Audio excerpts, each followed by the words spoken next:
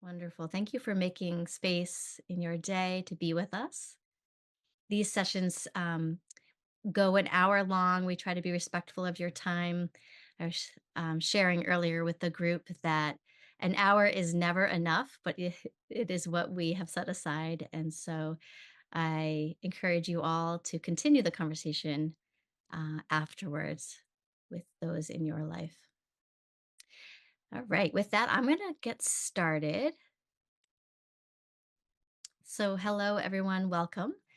It really is lovely to be here with all of you today.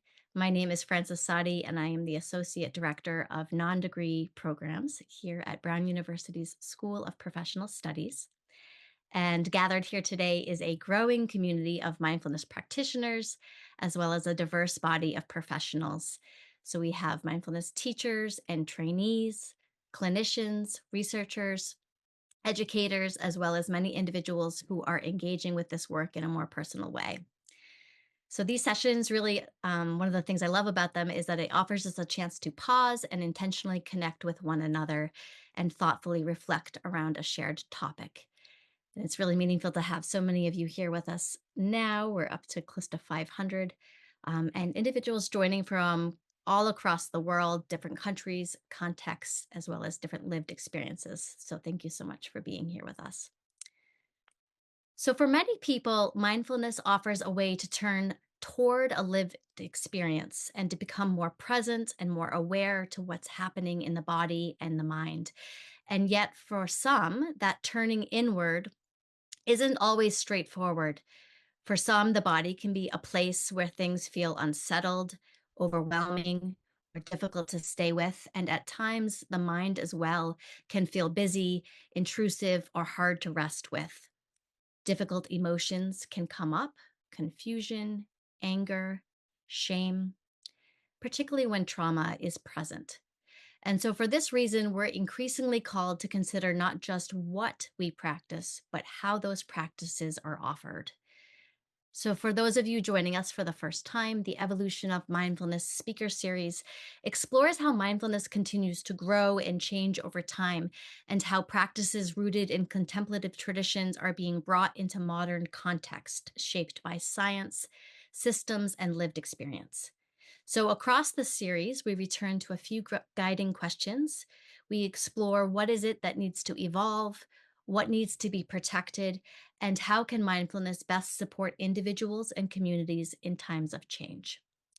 Here at Brown School of Professional Studies, we work to support adult learners and professionals through programming that is both rigorous and practical, grounded in evidence and responsive to real world contexts.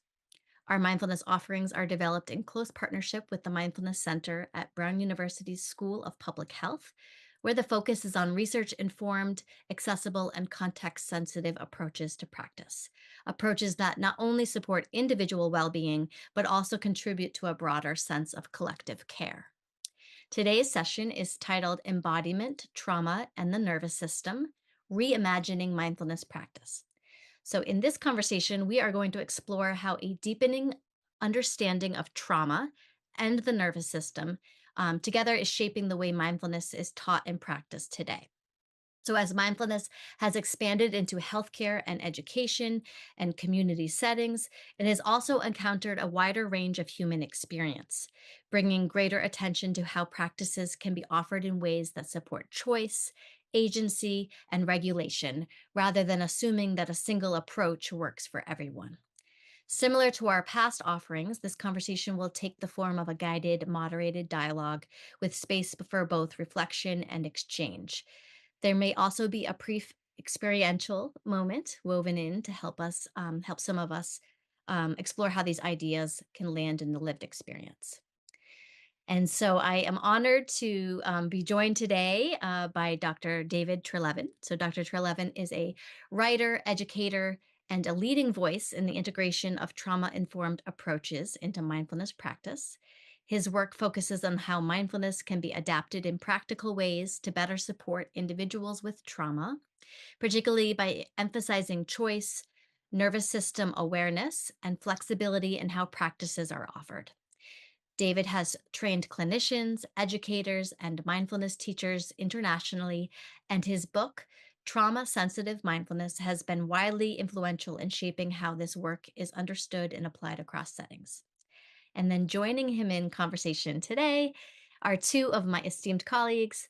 So Lynn Kerbel and Dr. Shufeng Sun. Lynn Kerbel is an assistant director of MBSR teacher education and curriculum development here at Brown. She's also an assistant professor of the practice in the School of Public Health, and she is an experienced mindfulness teacher and a leading voice in the training and development of mindfulness educators. And then Dr. Shufeng Sun is an associate professor at Brown University School of Public Health and the associate director for the Mindfulness Center. She is a clinical psychologist, mindfulness teacher, and also a researcher whose work focuses on the intersection of mindfulness, mental health, as well as health equity. She has designed and tested mindfulness based programs aimed at supporting diverse and underserved communities. So, together, Lynn and Shufeng will guide today's conversation. Just a quick few housekeeping announcements before we move into the dialogue. So, as we've done in the past, we'll spend about 30 to 35 minutes in conversation, and then we will open it up to the audience for some live Q&A. So throughout the session, as you find yourself with questions, please, we encourage you to submit your curiosities and your questions into the Q&A feature found at the bottom of your Zoom screen.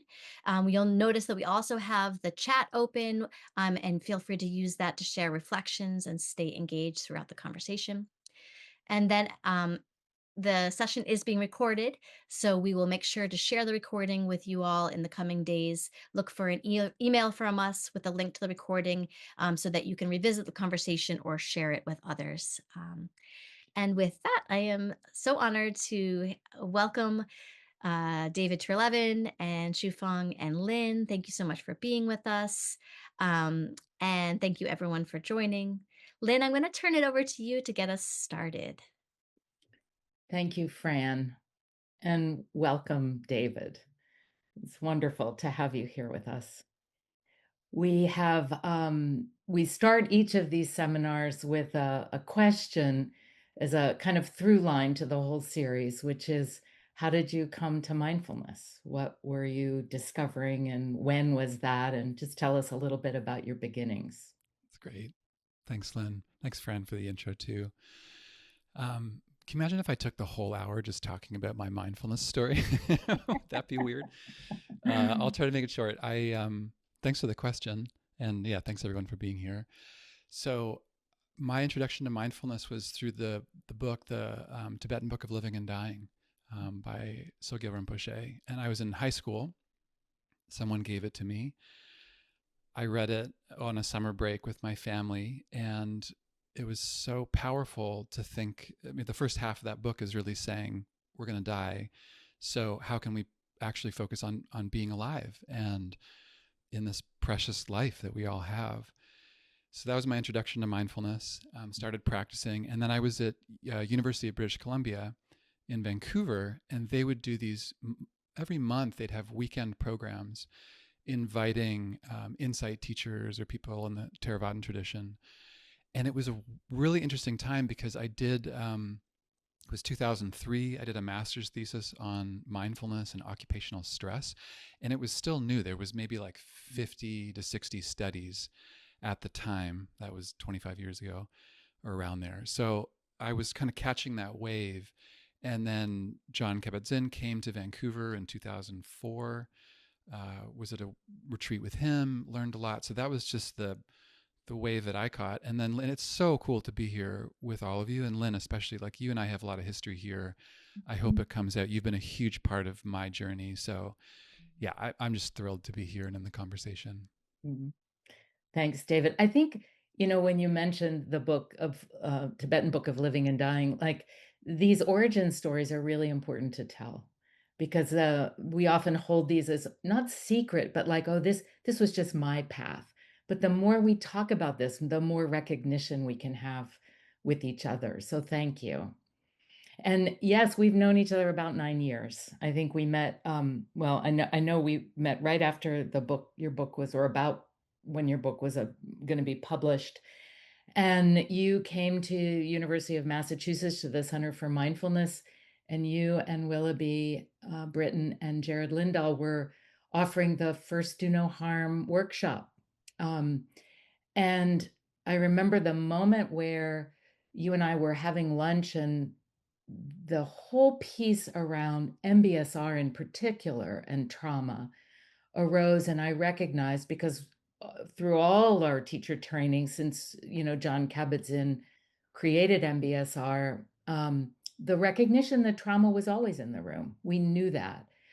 But the way your book allowed that to be named in a very particular way, and to move it outside of individual trauma to the ways trauma impacts families and society, it felt like it was like took the lid off. And I just remember thinking, we need to shift the language. We need to be able to speak about this. Whether the word trauma ever came up in the classroom, the emphasis on agency and the way we even spoke about, like, oh, we might say it's not about the breath, but if we're guiding a meditation that's called awareness of breathing, and the only place to anchor our attention is on the breath, it quickly becomes about the breath, even though we keep saying, but it's not about the breath. So I felt like the way you articulated this in your book raised it to consciousness, really. Like, let's pay attention here and bring our practice right here. So that was our initial meeting, and was a profound moment in the history of MBSR in terms of how we train teachers. Certainly here at Brown, and really around the world, it's taken off. So thank you.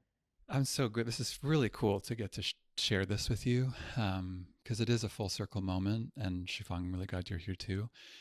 If I can just, my part of that story is the book Trauma-Sensitive Mindfulness was based on my dissertation that happened here in California. I moved down here from Canada, and it was really the book that I wish I had had. I didn't have expectation that it would influence the field. It was more a conversation that I really wanted to be in. And I remember putting it out there, and you were one of the first people. There was all these Mhm. serendipitous events that happened where John Kabat-Zinn was actually visiting a family friend here, and my book was on the table, and you had come across it at the same time. And so all these things happened. But then when I met you, my memory of like why I think this has gone well is that, Lynn, you were trauma informed in your work. You've been trauma informed for a long time, and there was a recognition, I think, inside of you that it's not that this was a new idea. Trauma had been, of course, in the history of Buddhism or even in mindfulness, that trauma, of course, is there. We're putting language on it, and I think we're going to tease that out here. But one of the reasons I've connected with you so much is I don't feel either of us are saying now we have to be overly careful or cautious.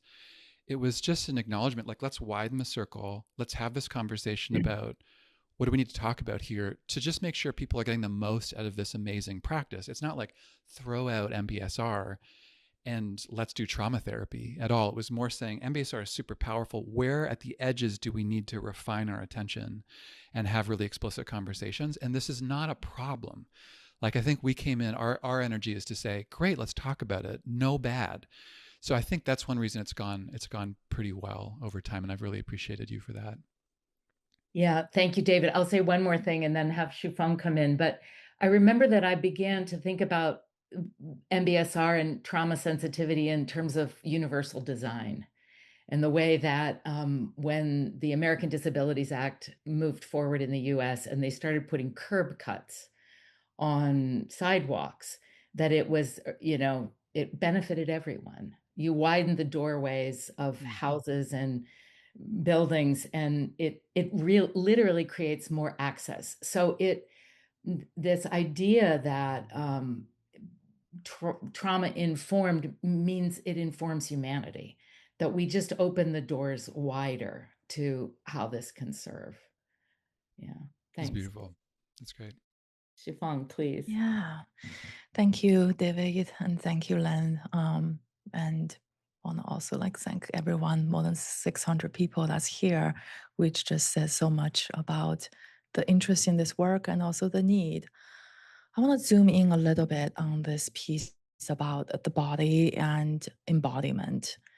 I think a lot of people now, thanks to a lot of the research work and also just public societal dialogue, people now understand that trauma is not just a story or a memory, but also that something that lives in the body and in our nervous system, in patterns of showing up as vigilance or numbness or shutting down or a sense of overwhelm. So I'm curious from your perspective, how has this growing understanding changed the way that you think mindfulness should be or could be taught and practiced today?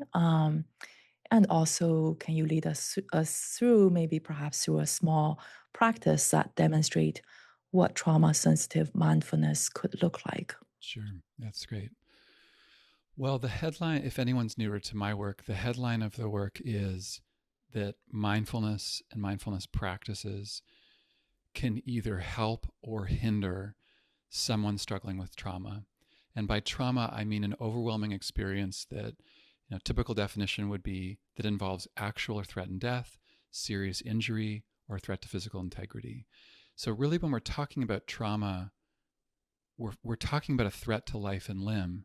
But Lynn, to your point earlier, you were saying, well, whether it's trauma or not, one of the places I learned quite quick is it's easy to get caught in talking about mainstream definitions of trauma, or is this a trauma or is it not, which is useful and important conversation. And then really at the realm that we've been in, Shifang, I wonder what you think of this.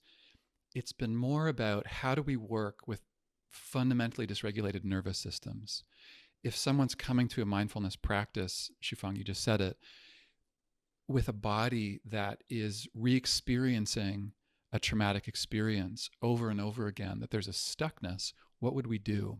Mm-hmm. And to be clear, mindfulness is incredibly useful. I worked with many clients who they were reliving a trauma that had happened in the past, and mindfulness helped them realize that they were actually just re-experiencing the trauma in the present moment, and it helped them get some distance from their traumatic experience, and it was very healing. So I want to make sure that's here in our conversation, that it's not all bad with trauma and meditation.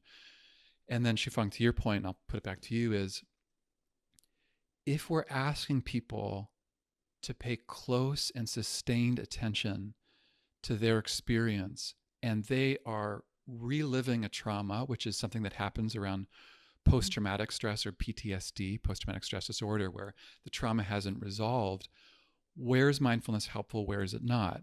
Lynn alluded to this earlier.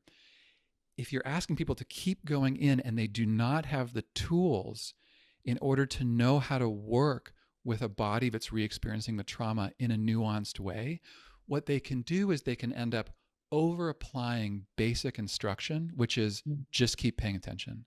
And that's who I was speaking to, was a lot of people who were just told, just take it back to the cushion, just keep practicing. The tangle will untangle. Sometimes that's true, but other times we actually need more nuance around that. So I could do a practice, but Shifang, I want to, given your clinical work too, I mean, what would you add, or where do you want to go from here? Yeah, no, thanks so much for sharing that. I think even for teachers, just recognizing that, the sort of the typical approach of asking someone to pay attention to their internal experience can be quite different for people with a high history of trauma and nervous system being dysregulated than folks who are not.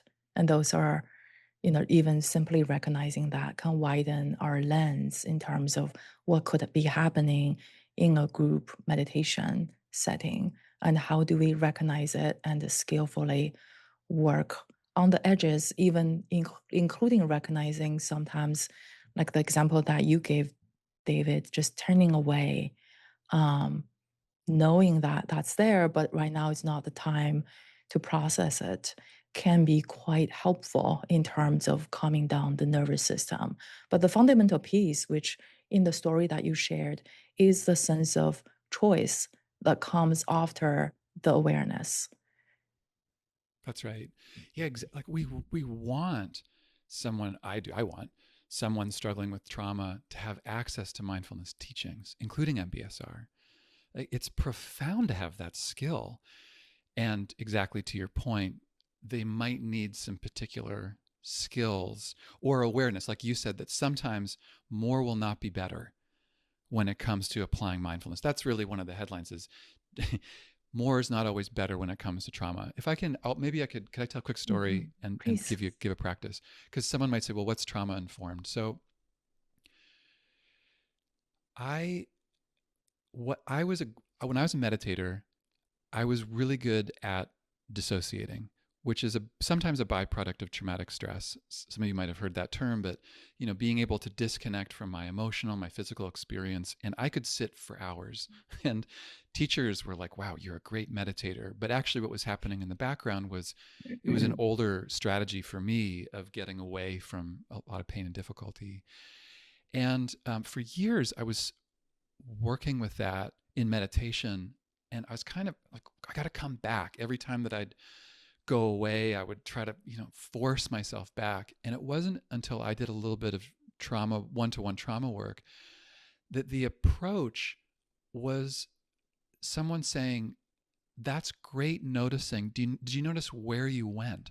That's not a problem. Can you use your mindfulness not to try to get back, but actually just to notice what's happening? And that was a complete shift for me in terms of how I was relating to my experience in that moment. And Shifang, you said that example of sometimes it might help to actually take a break or look away. And sometimes people might feel they don't want to do that because they don't want to let themselves off the hook.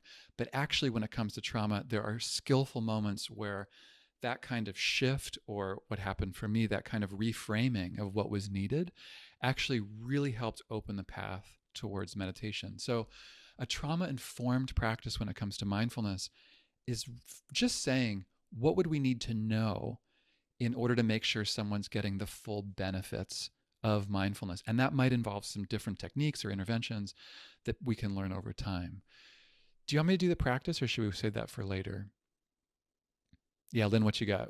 I think I'd say yes, let's go with the practice, but I'll also say that and the way that sort of nuance is offered, not as a failure or like now you're not meditating. Oh It's my gosh, actually totally. that it's completely the reverse. It's actually like, no, this is what awareness is for. When something is too much or when I need to stop practicing, then awareness is really holding the whole thing. So that reframe also can be really supportive for people who are like, oh, I'm a bad person, or I'm a bad meditator, or I can't do this. It's like, oh no, this is exactly what we're honing, what we're cultivating.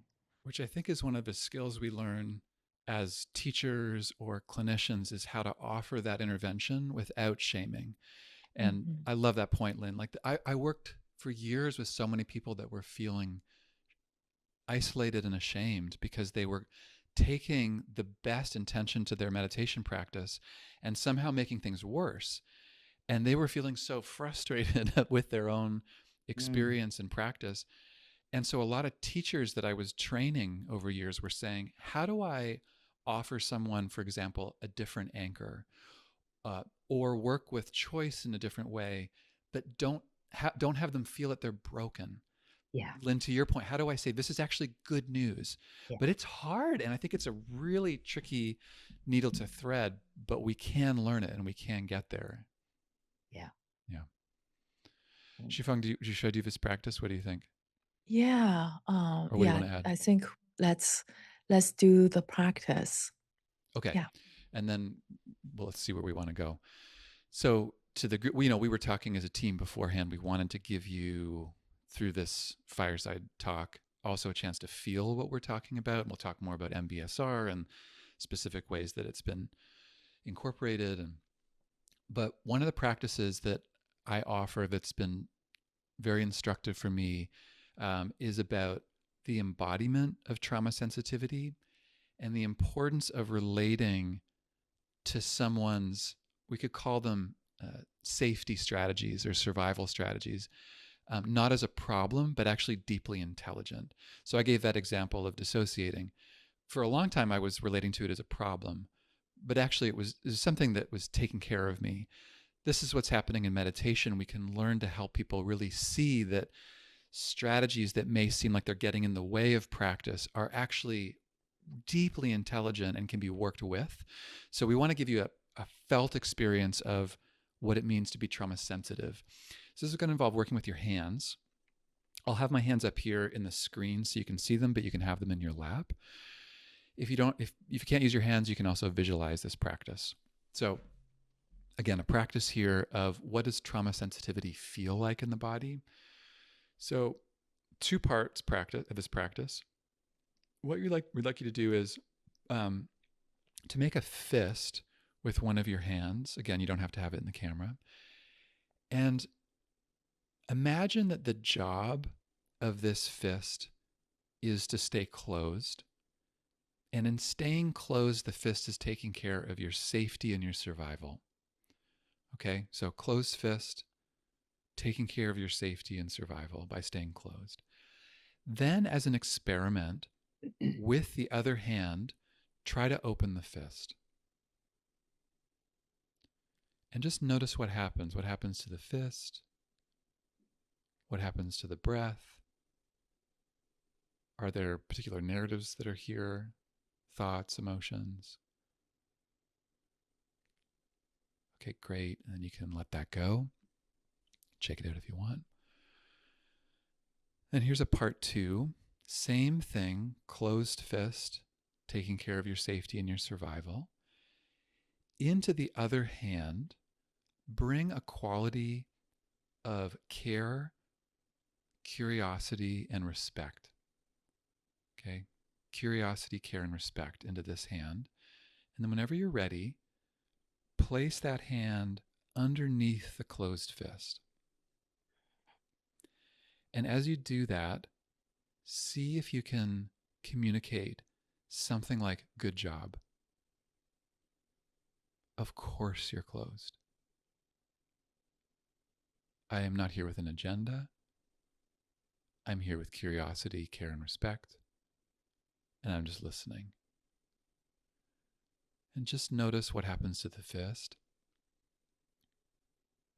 What happens to the breath, if anything. Are emotions similar to the first round or different? Just what's here.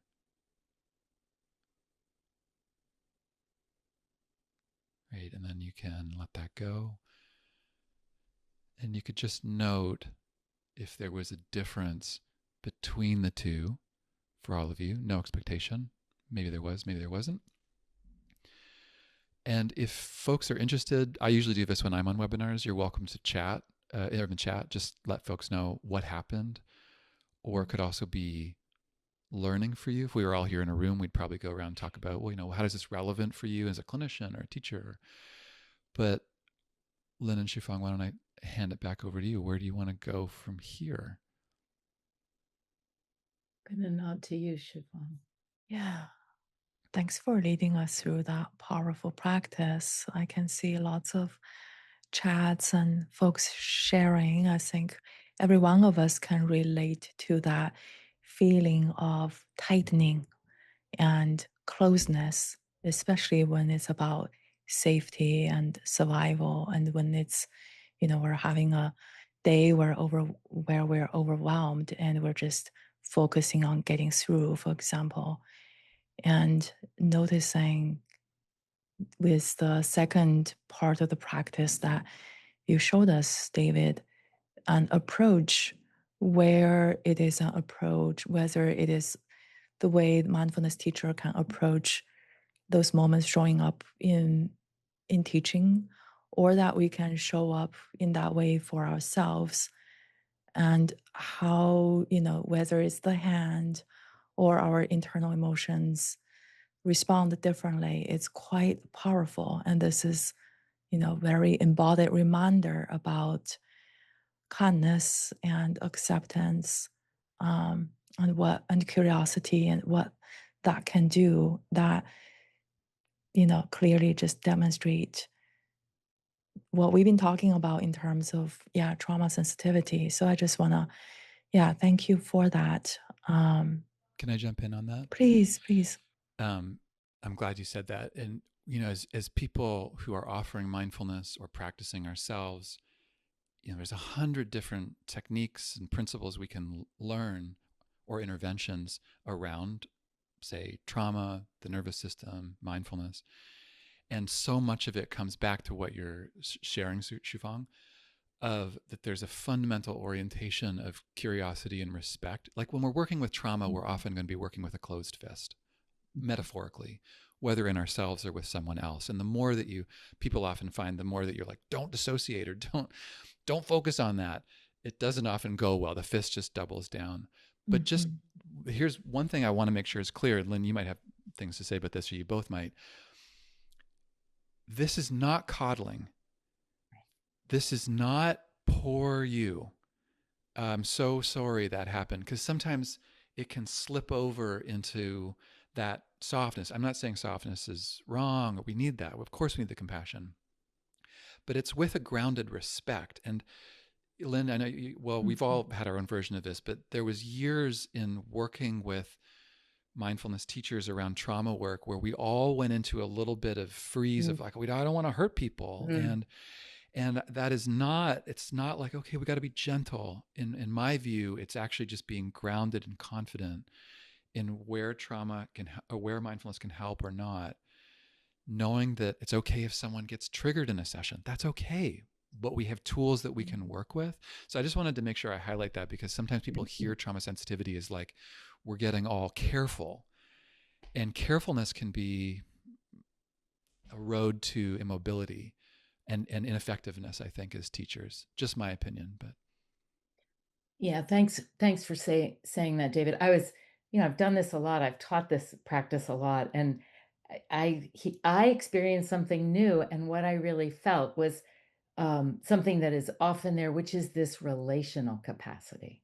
Like suddenly, when I'm respectful, when I bring this other hand in, I have a different relationship with myself, and I'm like not alone. I'm not isolated.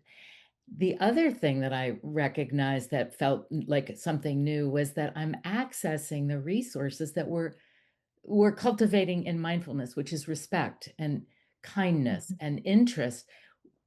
And it's interesting how quickly we can access those when we're doing this kind of embodied practice. It's not a thought, it's not an idea, let me do this. It's right here in the way I'm going to support my own hand. So it's very immediate, tactile, palpable. Yeah, thank you. I come back to it before I lead a session often as a reminder, a quick reminder, like I'm not trying to overimpose here, but can I actually just listen to what's here? And so, yeah, I love that, Lynn. That's great. Thank you. Thank you, David. I'm curious about, I guess one thing I want to recognize is how powerful sometimes that softening in the moment can be. And also, like, it's a repeated practice, right? It's not like a once and done thing. It takes, as we do in mindfulness meditation practice, repeated visiting to know oneself, to be open to the possibility of, becoming aware and recognizing what's here and softening. Um, and I want to recognize the moment that we're in terms of, the time, the year, the word, and widening the lens a little bit. Trauma-sensitive mindfulness is often discussed in relation to individual and also collective trauma histories, things like abuse, violence, loss, PTSD, association, as we have been talking about here. But for many people right now, they are also navigating ongoing collective and social, political, emotional threat, deportation fears, racism, discrimination, war, and further marginalization of many vulnerable groups. So I'm curious in terms of your thoughts about how should teachers think about trauma sensitivity, both in terms of in a collective trauma perspective, but also when the danger is not only in the past, but still in the present. It's such a powerful question, and it's very live for many of us in different ways. I have a couple thoughts, so see what you think. I've had one of the powerful parts of this work for me has been getting to work with groups of mindfulness teachers in regions of the world that are in active conflict. So when the war started in Ukraine, was working with a group of mindfulness teachers they had already been in a teacher training program. They continued during the war. It was so moving. We'd be meeting. I was not the main teacher. I would come in for certain sessions, but sirens would go off. They would have to disconnect. Like there was a lot of intensity. Was working with a group of Iranian mindfulness teachers, an incredible group, before the war started. So it's a really pertinent question. Here's the frame I offer. The psychologist Rick Hansen, some of you will know, talks about a distinction between working with and being with. This has been so helpful for me. And Rick was someone who has a deep mindfulness practice over decades. He's a real practitioner. And Rick would say there's the wing of being with, which is fundamentally mindfulness. This is what we're learning, is that capacity to simply be with our experience as it is in the moment and not changing it. That is life-changing to me and remains so. And it's a practice, Shufang, to your point. So being with. And then there's working with. You could think of it as another wing, which would be more psychological interventions. This is where we're actively trying to shift our experience. Maybe that's we go for a walk, do a different practice, have a conversation with someone. These are tools that we can bring in. And for a lot of us, we're working with both of these wings as clinicians and teachers. We're teaching being with fundamentally, but also we have working with practices. And the fundamental question to get to this whole point around collective trauma is when do you lean into one or the other? I got to ask Tara Brach this once. And her response, which was powerful, is she said, I'm a mindfulness teacher, so I lead with being with until someone can't. And then we work with. So all of us here will have different approaches to that ratio. But I would say in the moment, the one thing I learned about trauma happening actively is, of course, we want to be with, but there's a real importance about having skills around working with. So the Ukrainian teachers that I was working with, yes, mindfulness, yes, of course, the capacity to be with terror, with overwhelm, but they were also saying, what we talk about a lot is food and culture and what dishes we look forward to having with each other. Like those were the conversations that were buoying, and they were the most supportive in the moment of active trauma happening. So there's a danger to me about prescribing too much being with in a moment of, present moment trauma happening individually, collectively. So we want to have enough working with tools in our toolkit. All of us here will have a lot of those. And then that's what, Lynn, you can maybe talk about NBSR, or Shufang, you could, my work and training is offering as many working with tools as possible, and then recognizing when do you pivot. That's the art to me. It's hard. How do you know? That's the art. When do you lean into one or the other? Yeah. Thanks so much for sharing that and for sharing what would that. you add, or what? I mean, you're in this too. Yeah, we actually also have ongoing work in Ukraine and with war-affected Ukrainian youth and families. I think it's such a powerful framework to recognize. It's also understanding when there's already so much ongoing instability in people's lives. Sometimes being with can feel more helpless, and there's utility in providing structure and the sense of efficacy in like a very skills oriented approach, in like going back to what you were sharing about the toolkit and the tangible things that we could do. Yeah. I would also add that it's really important to attend to the buoying. That and I think sometimes mindfulness practice can be linked with, oh, this is how I work on things, or this is how I process trauma or emotions, and and rather than this is how we meet our lives, the good, the bad, the neither good nor bad, the way that we're encountering our life, and in the same way that that hand is available and accessible pretty immediately, the ways that we can also shift in these moments of strong, powerful current events, the way the sun is shining, or the ordinary pieces of our lives that we can and should lean into, and that kind of savoring is also a mindfulness practice. Mhm. Absolutely. Yeah. Yeah, I we're think. working. Go No, ahead, go ahead. David. Go ahead. We're working on a program right now in active clinical trial that's called Growth Empowerment and Mindfulness. Is targeting young people with early life adversity. The philosophy of the approach is quite different. It's actively leaning into the small is powerful philosophy and encouraging folks to integrate small practices, including during transitional moments in their lives. So I could see like that applying to like for people with ongoing threats to their safety. Um, I remember a Ukrainian mother telling me, like, in the morning, just planning where her two children will be is such a hassle, given, like, the ongoing bombing everywhere. Don't know if the school is opening, don't know if they have internet, if the school is not opening. So, like, even just recognizing the limited bandwidth in the morning, but then is there a possibility of when they're setting up the laptop, is there a moment to breathe together?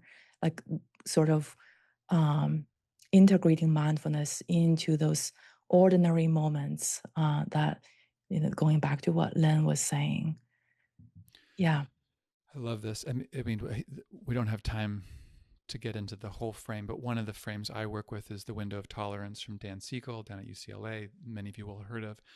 And the fundamental idea being giving people or communities the capacity to expand their window of tolerance through mindfulness enables them to be with the stressors that they're facing, and that it comes through those little moments, like you're both saying, focusing on the sun, or the heat, the little moment that you just named, Shufang. Not, and this is what's so key to me, is not to avoid difficulty.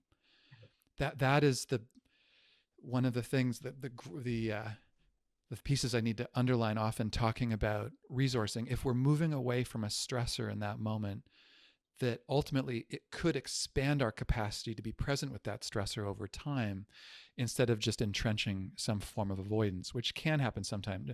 Just focus on what's working or the bright side of life, which is not what I don't think any of us are saying, nor in MBSR inside of the curriculum. It's about building that capacity to be with hard things. I mean, that's why with chronic pain, that was some of the first trials is around the folks that people were saying, I don't know how to be with these people. And so NBSR, to me, it's just can help people expand that capacity, but it doesn't take away from the trauma. No, it's both. It's the both and of Yeah. this. Yeah. I see Francis is here. Are we in trouble? No, far from it. I do want to make space to bring in some live questions. So I'm wondering if this would be a good moment to transition to that. The Q&A is still open, so if others have questions, feel free to submit them. We obviously won't get to all of the questions, but we do read them all and take them into consideration. So I thought we could start with a question from Fred, who writes, the trauma that first responders experience is often cumulative rather than tied to one specific incident.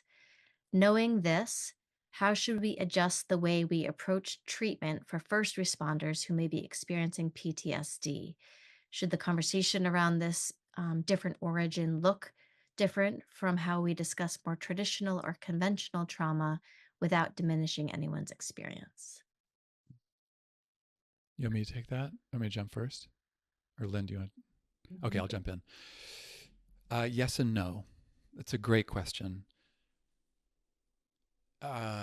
In terms of the definition of trauma, exposure to, I mentioned actual or threatened death, serious injury, threat to physical integrity. Of course, those people who are first responders are working right at the edge of a lot of exposure to trauma, which can absolutely be cumulative over time, sometimes called secondary or tertiary trauma.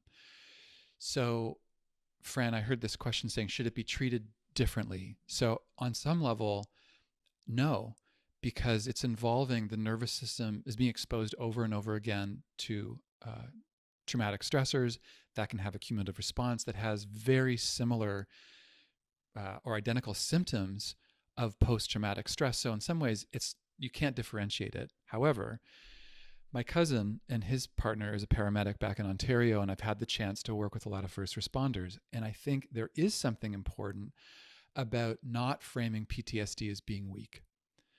A lot of first responders that I've met and have talked to, they don't want to be coddled. And there's an acknowledgement about the cumulative toll of trauma over time, but that any kind of treatment or mindfulness-based intervention around helping people work with their trauma is in service of their lives and their work. So I've heard a lot of first responders say, I still want to be of service. Like, I'm doing this to feel empowered. So if mindfulness is offered, like, you're broken, you're hurt, we need to help you get better, that's fine on some level. But if it's also like, we want to expand your window of tolerance so that you can be effective in your life and your family and your relationships and your work, that seems to be different. And I will say, last thing is, first responders seem to respond best to those who have been first responders. I'm not, where someone comes in and go, I know what this is. This is a very unique thing, and thank you. So there's a lot of first responder mindfulness teachers, deep bow to them, who are doing incredible work.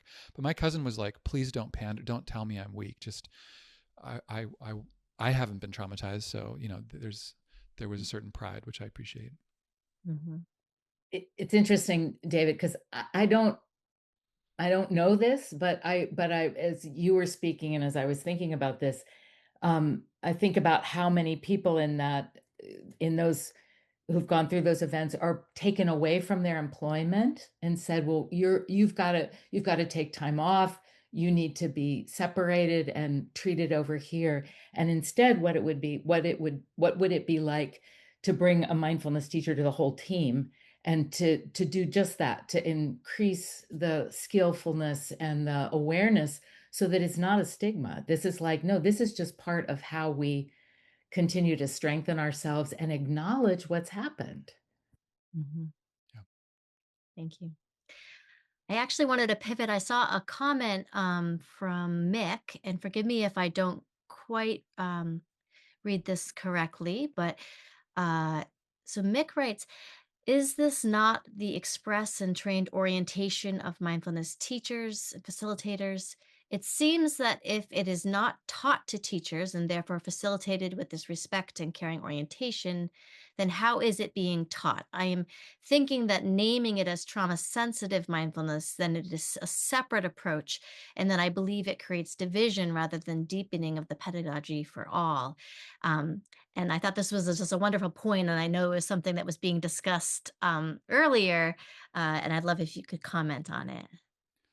Lynn, you and I have been in this conversation now since we met 9 years ago around the fact that a trauma-informed practice is baked in to a program like MBSR, and yet I do think there has been a case, I love this point, that it could be divisive, and we don't want that. So, could you talk about the process? You've been in a deep process here with the MBSR curriculum. I'd love to lift it up around, because I think it speaks to that question. Do you think? Yeah. Thank you, David. And I know Mick. Hi, Mick. I'm glad. I loved your question. Yeah. And I think that I've thought about this, and also the ways that certain communities at different times need to come together and recognize this is a particular thing we need to work with right now. I think about I was a body worker for 25 years, and the way trauma survivors, sexual trauma survivors, needed to come together in groups and talk about their experience. MBSR was specifically designed as a heterogeneous group so that people of all with who were suffering from many different things came together. But I think there's really times when specific groups come together or certain conditions need to be worked with in a particular way. And I feel this way about, like, right now, after this many years of working with trauma sensitivity, everywhere I turn, the various training centers for mindfulness-based programs are using this kind of language. So focused attention practice instead of awareness of breath, and a recognition of agency, restoring a kind of self-sovereignty to participants, giving choice right from the beginning, not waiting until class 5. So I feel like there's an evolution that has happened where people are coming in with a different level of awareness around trauma. And, it's like what John Kabat-Zinn used to say, MBSR isn't complementary or alternative. Well, it's really participatory, and hopefully in 10 years, it's just going to be good medicine, and the same way for this will just become the way it is. Can I add one thing in response to the Please, question? please. I agree that there's the danger, and Lynn, you and I have talked about this, there's the danger of that segmentation around trauma. The shadow of that is that it creates a stigma. And on some level, yes, having basic respect and curiosity, which is baked into mindfulness instruction or teacher training, that would be sufficient. But this is really my core argument, is the mechanisms of post-traumatic stress and PTSD require different skills where just respect is not enough. And most people know that. And it's not a hard push on the question. It's just, I think there is something important about drawing a boundary of the mechanisms that come up in PTSD, and that we actually need another level of nuance and training. People could push back on that. It might not hold water, but that's what I've been arguing for. Yeah, thank you, David. I think that's really true. And because we've been training that way, I think it's just in there, and but I think that's really powerful. Thank you. That was really just to add to what you're saying. So yeah. Oh, Fran, you're muted. Thank you. I was just saying that there's so many good questions. It's really hard to pick, knowing that we won't get to all of them.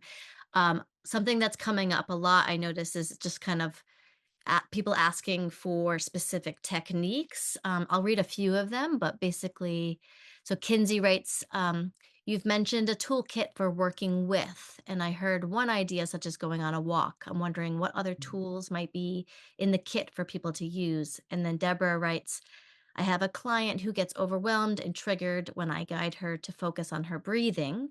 I'd like to know how you might approach her. Jenny writes, really appreciate the conversation. Please, can you give some examples of practices that would offer working with as opposed to being with? Where do mantras, visualizations, guided versus unguided silence, etc., fit into this framework? So I'm wondering if you could kind of maybe touch on two things. One is, are there general practices that tend to be more problematic, could maybe potentially enter into it with a little bit of a disclaimer ahead of time? And then wondering if you might offer a few other alternative approaches or practices that have landed well with folks.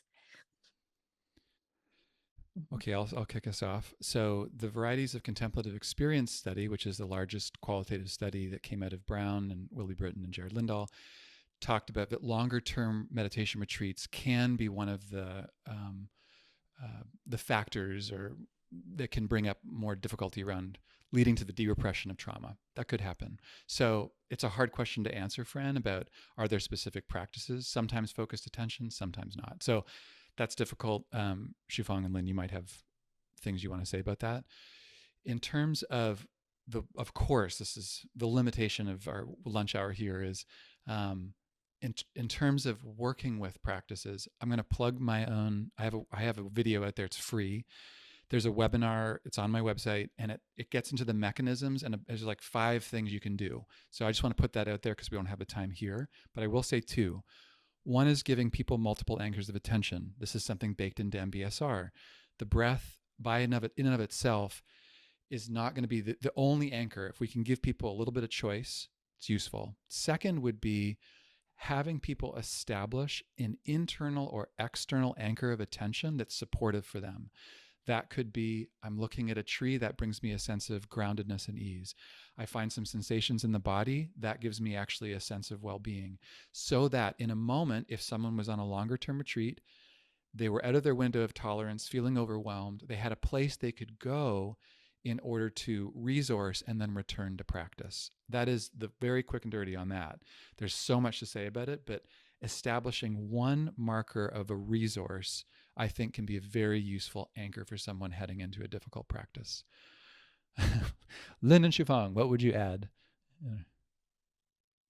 Shufang, yeah, please. I guess in terms of toolkit, there is so many.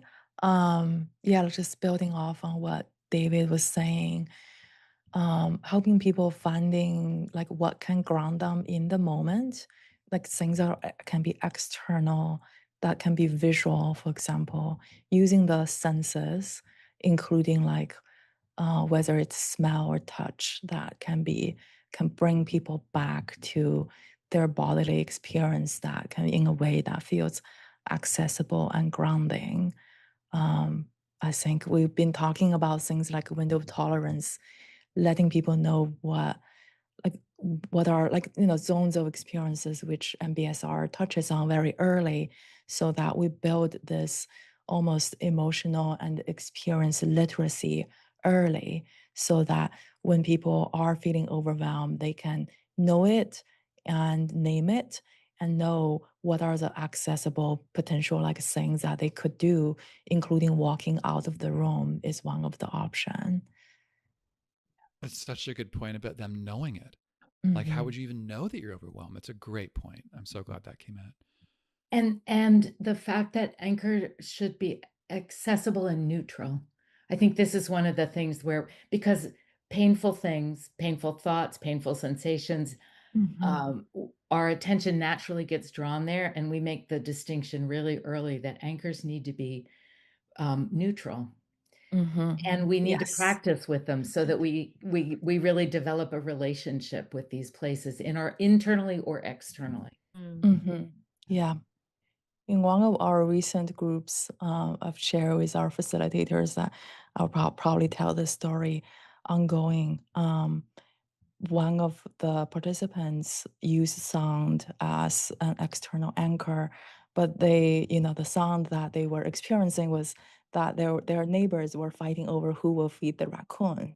So it actually became a very distractive experience at the end, and we were like, yeah, it sounds pretty distractive. Yeah, so going back to your point, not all sounds or not all anchors are neutral, and some of the wisdom will come from trying, experimenting, and also giving one freedom to experiment so that we know what works and doesn't work for us. We're coming up on the hour, and I know we often end with the same question. And Lynn, I'm wondering if or Shufang, if you want to ask that question. Yes. Chiffon, do you want to do it? Go ahead, Lynn. Okay. So we end each one of these amazing sessions looking ahead to the future. Where do you see the study and practice of mindfulness best serving humanity? At the moment, I think it supports, it goes against the current of outsourcing our own authority to artificial intelligence. I think there's a deep movement towards disconnecting from a lived knowing and a gauge about what's true for us, like almost like a signal that each of us has. And I think mindfulness can help us interrupt that outsourcing of authority and come back to our paths and lead good lives. It's gorgeous, David. Thank you Thank you, David. so much. Lynn, Shufang, any closing remarks? Just a deep bow of gratitude for this whole collective gathering, including those of you who are who have joined us and those of you who will be watching at another date. It's really rich. Jufeng? Yeah, thank you for this hour of being together and in being in dialogue. And thank you for the practice that in particular that you have shared with us, David, and this very engaging community. Yeah. Thank you so much, David and Lynn and Shifeng and everyone for joining. Um, I will point out that one, that again, the session has been recorded, so look for an email in 3 days. I know also there were a number of resources that were shared, so we can try to um, send that out as well, including Shufang. I'd love to connect with you and get more information on the study that you mentioned. I know folks would be interested in hearing more about that and probably know of folks that might be eligible to take part and would benefit from that. Um, this is the last session that we are holding for a little while. We're actually going to take a short pause over the summer, and then we'll be picking the speaker series back up in September. So we do wish you all a wonderful couple of months, and we look forward to resuming the conversations with you then. And thank you again for those of you who have stayed on for this full hour. And yeah, David, thank you so much for your wisdom and everything that you've brought to this field. It's really an honor to be with you and to be able to share everything that you have worked on and the knowledge and the wisdom that you have. So thank you so much. And until then, everyone be safe, be well, and may you stay connected to what matters most. Mm. Bye, everyone.